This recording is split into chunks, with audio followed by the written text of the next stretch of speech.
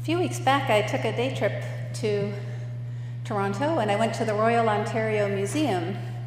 And my friend and I, we were wandering up a staircase in the museum, and this this big piece of art really, but it was off in a distance, caught our eye. It was in a gallery kind of behind a partially opened door.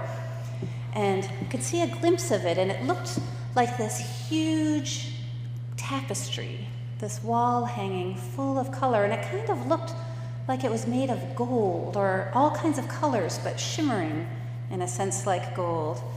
And something about it just grabbed me. I don't know if you've ever had this happen to you with art, but it's like it came out and it got me and pulled me toward it.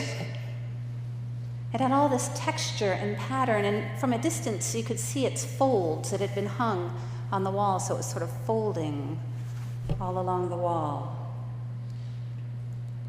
I forgot the world, and I forgot my conversation with my friend and the sounds and sights around us and the people talking. It was as if the world kind of went silent, and I just started walking toward it, drawn into the vortex of this artistic creation. And as I moved closer, it got more and more gorgeous. Pieces of it were like chainmail almost, and other parts were smooth and shimmering, shining silvers and reds and golds. And I had some like metal netting and some flat and textured. And I kept getting closer and closer. It was like a big piece of metallic cloth, I realized. And as I got closer, I started to be able to see what the material was made of. And it turned out that the material was made out of bottle caps. And the pressed, soft metal that's wrapped around liquor bottles. The whole thing, 30 feet long, 15 feet tall, and huge folds made out of this material. Trash, basically. Literally trash that the artist found. And this is how I found El Anatsui, who's an artist born in Ghana who works in Nigeria, has a studio in Nigeria. And he builds these things. He has this there's a distillery in his village that just dumps all this trash out there. And he goes out and he picks up all the bottle caps and all the trash, and he makes this creation that literally stops your heart when you see it. It is so gorgeous.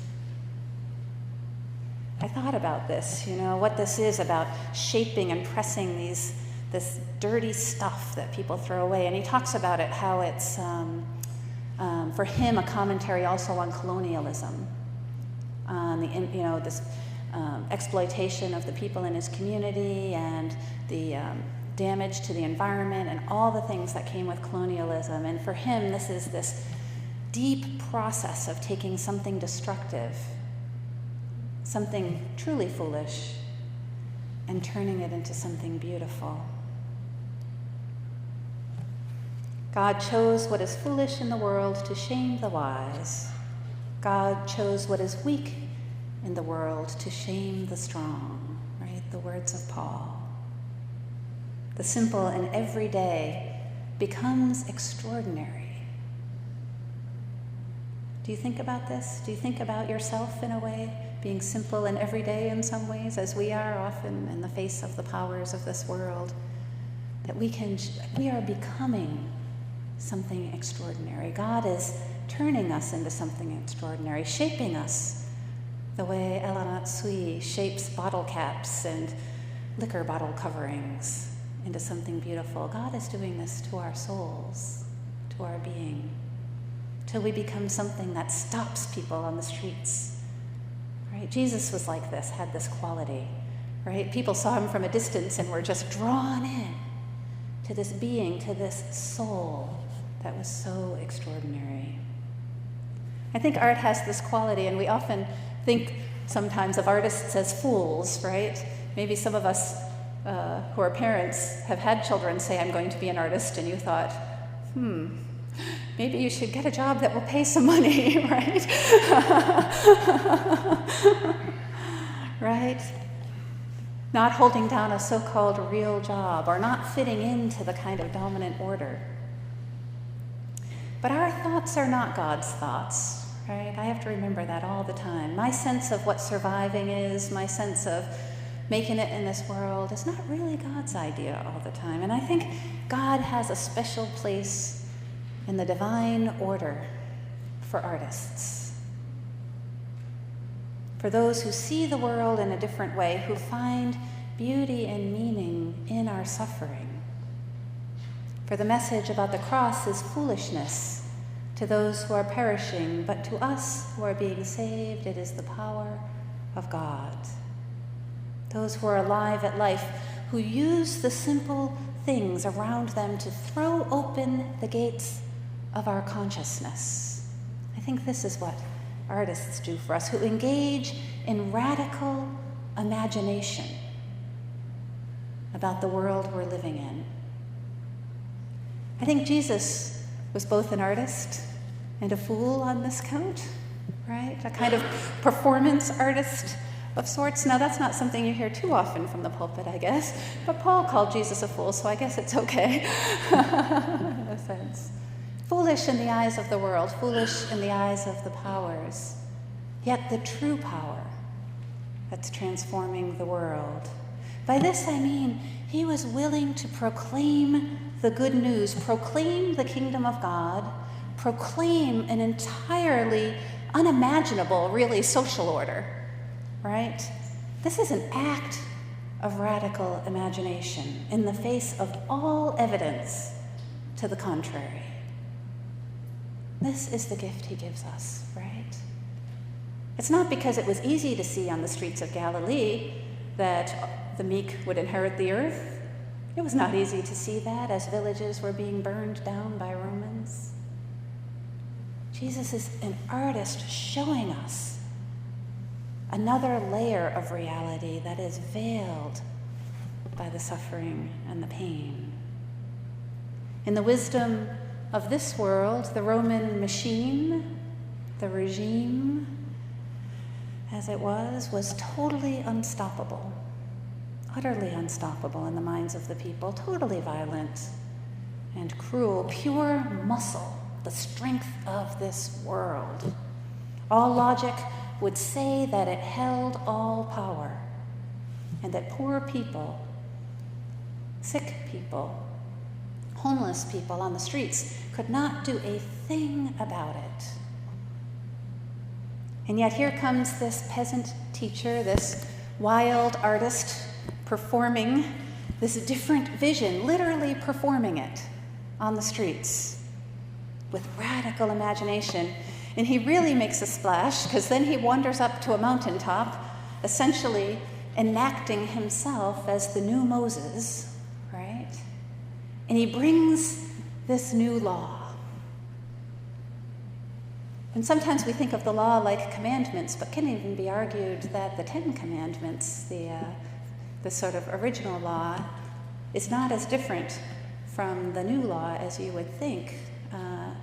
Neither are necessarily in the imperative. They're not necessarily saying, do this and do that, do this or do that, right? It's not God sort of demanding things of us.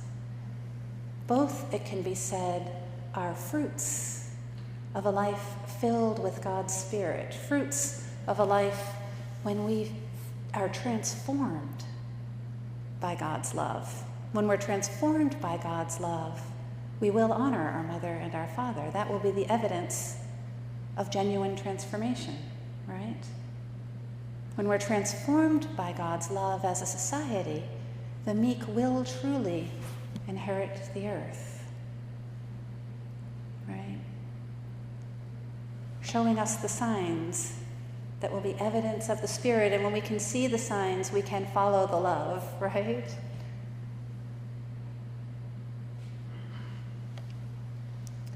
I feel it may appear in many ways, that the strong are the victors. I know it does to me, and I know it does to many of us who really try to see the truth of the suffering of our sisters and brothers. It can appear kind of hopeless and helpless. This machine, this regime we live in may feel utterly impenetrable. But this is the message. This is the gospel. This is why we gather.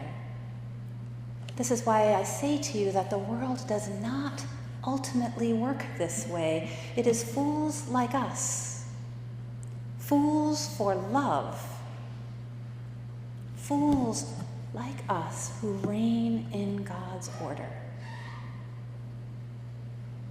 Don't look at these ugly bottle caps that are piled up on the street.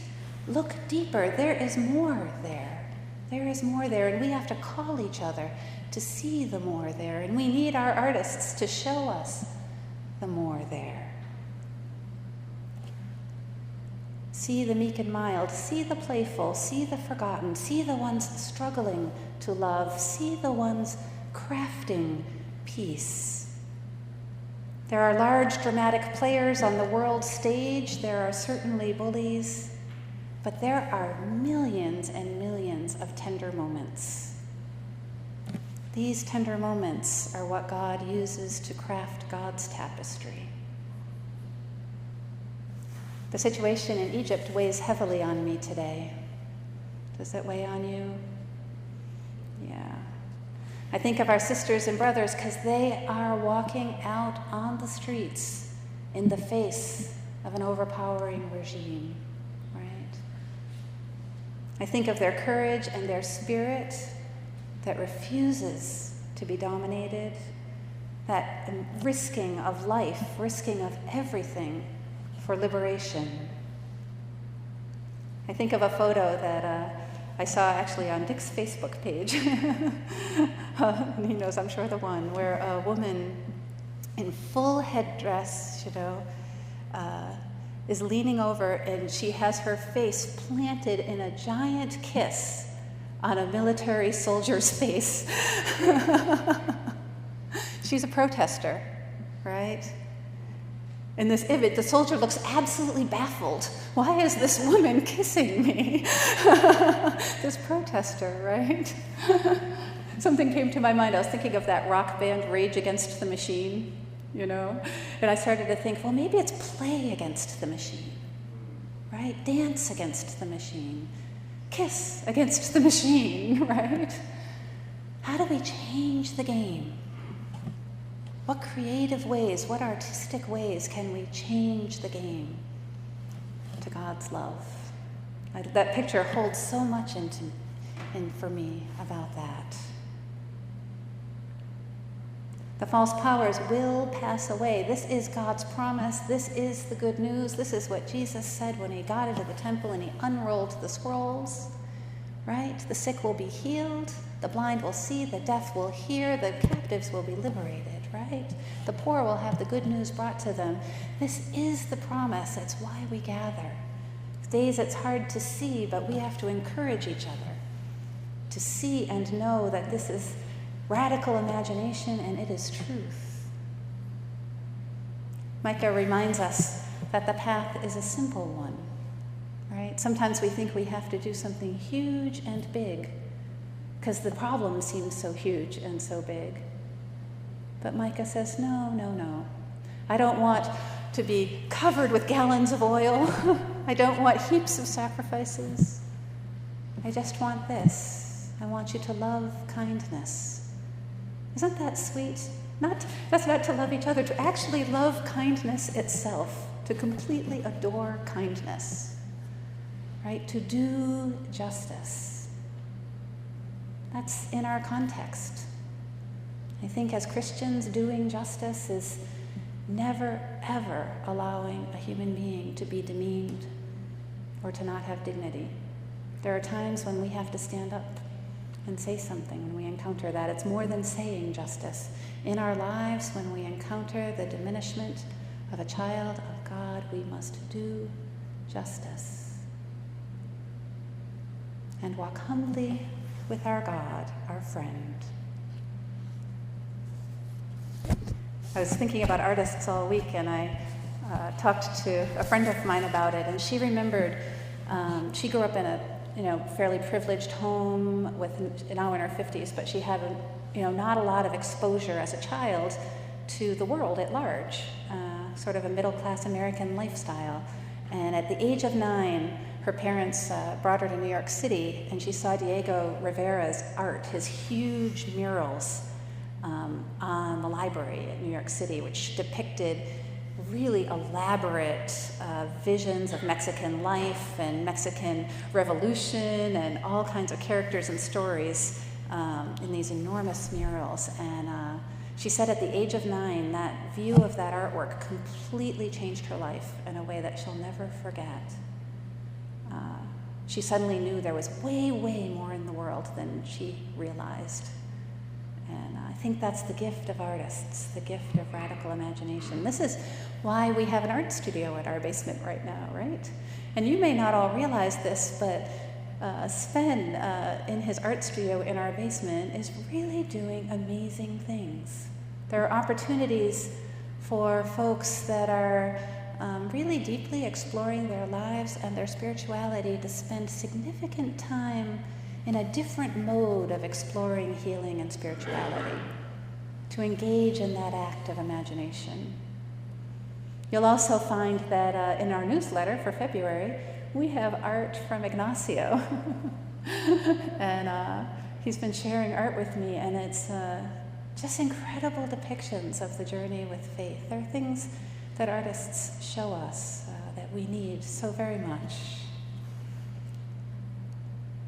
Basically, what I want to say to you, Emmanuel, is that you're all a bunch of fools.